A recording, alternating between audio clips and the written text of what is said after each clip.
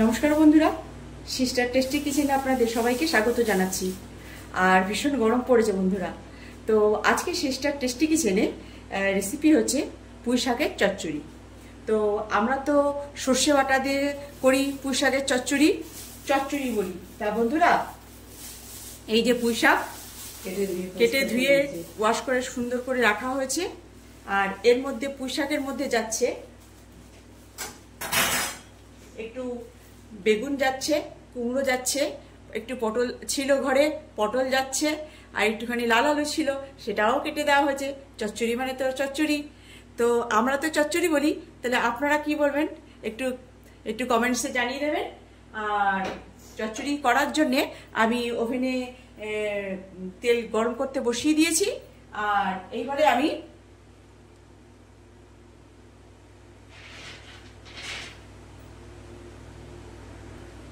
বন্ধুরা, তেল গরম হয়ে গেছে। এই যে ডালের বড়ি, এই ডালের বড়িটা এবারে ভেজে তুলে নিচ্ছি। এই যে আমার বড়ি ভাজা হয়ে গেছে, এবার তেল ছেঁকে তুলে নেব।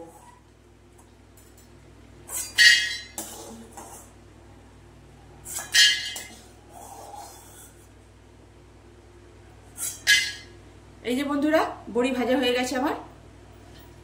এইবারে চচ্চড়িতে আমি পাঁচফোড়ন দিই বন্ধুরা। এইবারে এই যে তেল গরম আছে, এই যে পাঁচফোড়ন ফোড়ন দেব, দিয়ে দিলাম।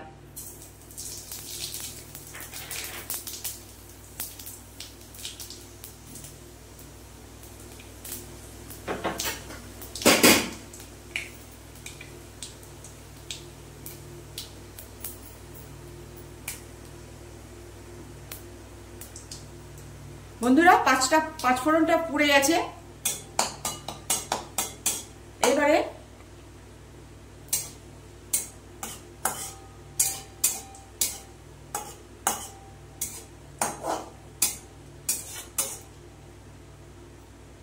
এবারে কেটে রাখা এই যে পুঁই শাকগুলো এবারে আমি এতে দিয়ে দেব। এবারে সুন্দর করে কষিয়ে নেব বন্ধুরা। এবারে পরিমাণ মতন নুন দিয়ে দিলাম।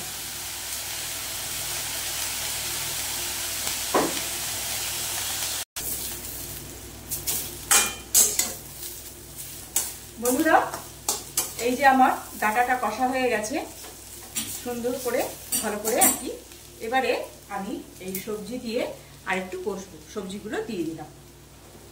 এবার সবজির সঙ্গে ভালো করে কষে তারপরে এটাতে জল দেবো।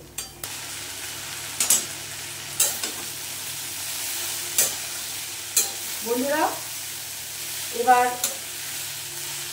প্রায় কষা হয়ে এসছে। এবারে এর মধ্যে দিয়ে দেবো হলুদ।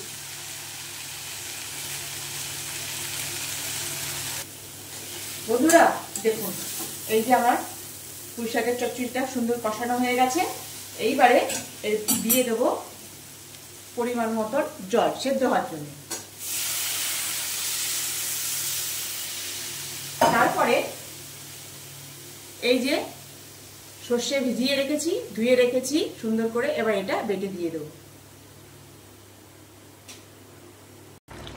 বন্ধুরা, এই যে আমার সুন্দর করে এই চচ্চড়ি সবজিগুলো সেদ্ধ হয়ে গেছে ভালো মতো। এইবারে দিয়ে দেবো আমি বেটে রাখা সর্ষে।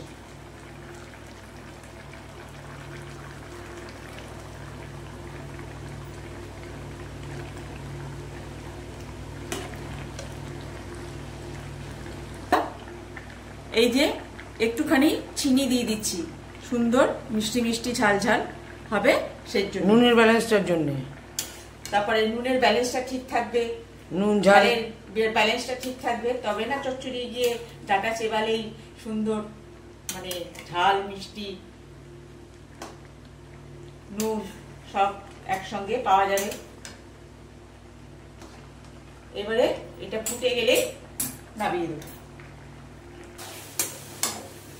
বন্ধুরা, এই যে আমার পুঁই শাকের চচ্চড়ি হয়ে গেছে প্রায়।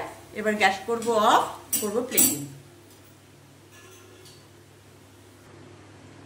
বন্ধুরা, এই যে আমার পুঁই শাকের চচ্চড়ি কেমন লাগছে একদম ন্যাচারাল ঘরোয়া পদ্ধতিতে, এত গরম সেই জন্য অল্প তেলে, যার রুচি নেই একদম মুখে, 1 চামচ 1.5 যার চামচ তেল, মুখে রুচি নেই এই চচ্চড়ি খেলে তারও রুচি ভালো লাগবে।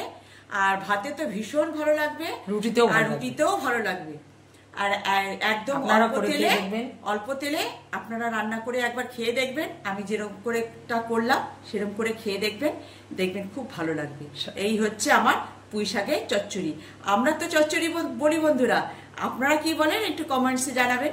তো আজকে এই পর্যন্ত শেষ করলাম, আর পরের ভিডিওতে নতুন একটা রেসিপি নিয়ে পরের ভিডিওতে দেখা হচ্ছে।